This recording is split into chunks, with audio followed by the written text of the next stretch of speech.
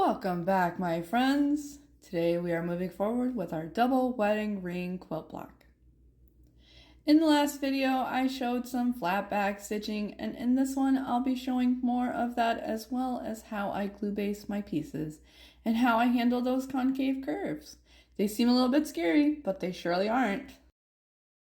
So now let's get right into the glue basting. There's a few different ways to glue baste.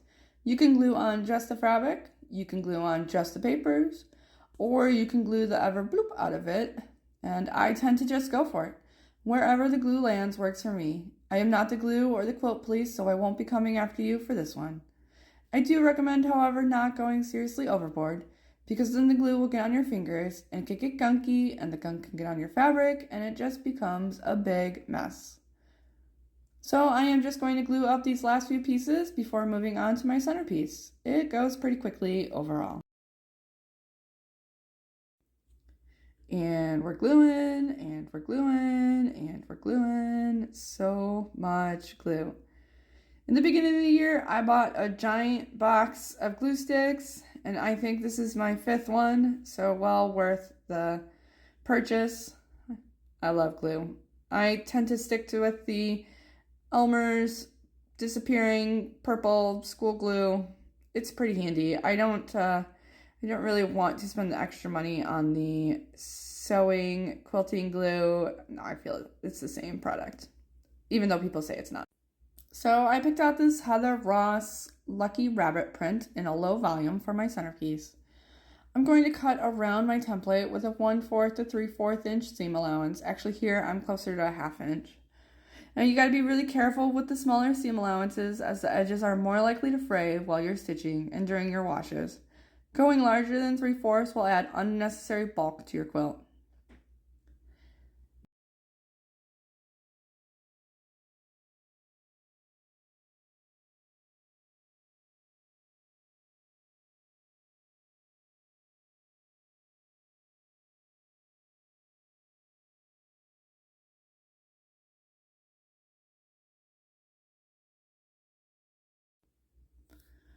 Now, because this piece has curves that curve inward, or concave curves, we need to clip or notch our fabric so it folds in easier.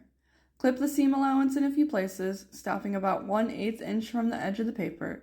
Do not clip all the way to the paper. Snip, snip, snip.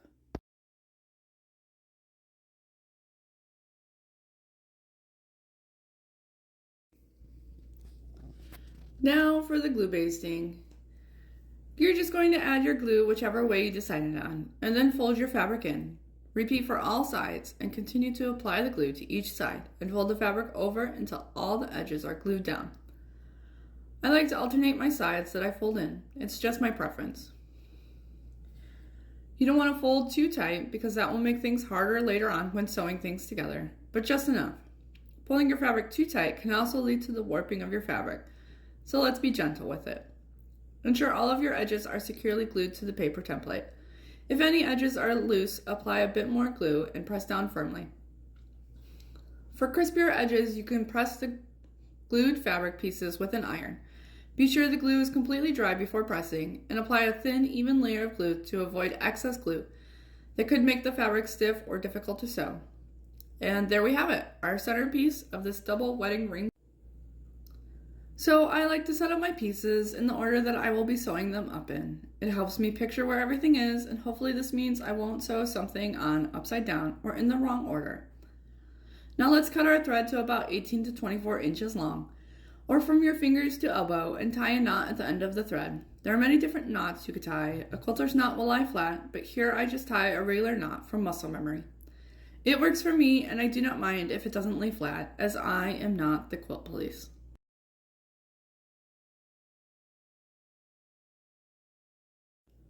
So to start with the flatback stitch, butt your two pieces flat up against each other like they want to hold hands.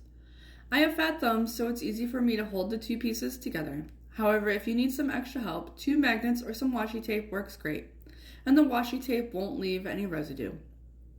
Push your needle through just a tiny bit of the back fabric on each side. Now many blogs will say just 1 or 2 threads, but I like to catch a bit more than that. Pulling tight, but not so tight that the thread breaks, pull until the knot catches. Now we're going to repeat this step until the end of the piece. Bring your needle back over and push back through. We are aiming for about 18 to 22 stitches per inch. And I also like to periodically flip my piece over and check the front to make sure not much is showing and everything looks lined up and good. Keeping your stitches small and even will ensure the pieces are securely attached and the stitches remain.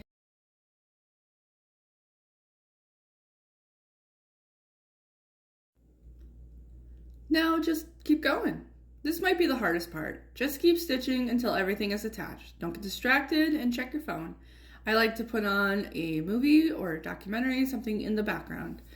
I know it takes a while, but the end results are so precise and pretty. It is well worth it. Continue to add more pieces in the same manner, always sewing on the back side to keep those stitches hidden and making neat small stitches. Sometimes it's really easy to get into the rhythm of things and getting some fast stitching in. And other times I spend more time untangling things than I do stitching. And if you reach a spot where the dog ears are in the way, just push them up and out of the way, and once you're done, push them back into place. And when flatback stitching, you want to keep your needle perpendicular to keep your stitches straight.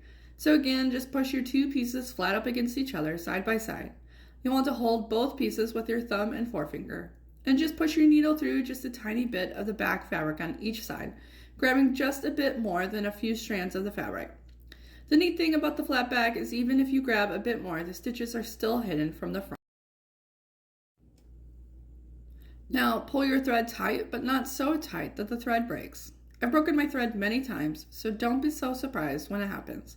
Just remind yourself to be a bit more gentle and bring your needle back over and push back through. Again, you are aiming for about 18 to 22 stitches per inch.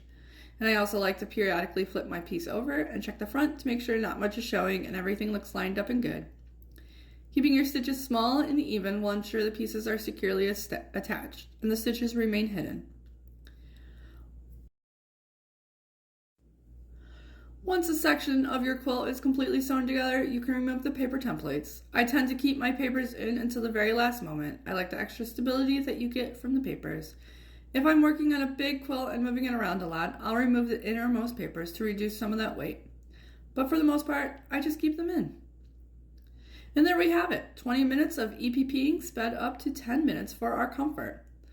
Don't forget to like and subscribe and share, and I will see you next time.